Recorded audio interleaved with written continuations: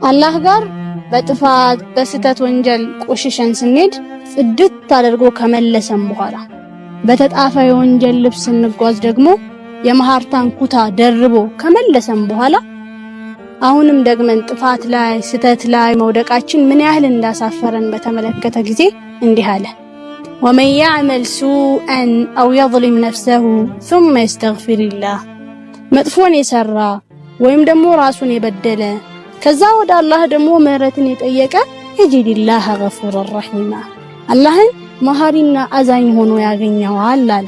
ዛሬም ልክ እንደ ትላንቱ ተመላሾች ሆነን ወደ አላህ ከሄድን ተቀባይ ሆኖ እናገኘዋለን። ጠያቂዎች ለማኞች ሆነን ከሄድን ደግሞ ሰጪ ሆኖ እናገኘዋለን። ጥፋቶቻችን ወንጀሎቻችን አንገታችንን ባስደፉን ጊዜ በዝነቱ ቀና ያድርገናል። ስለዚህ ዛሬም እንሄዳለን፣ በሩን እናንኳኳለን፣ እንጠይቀዋለን። ኢንሻአላህ ደግሞ ይከፈትልናል፣ ይመለስልናል ኢንሻአላህ።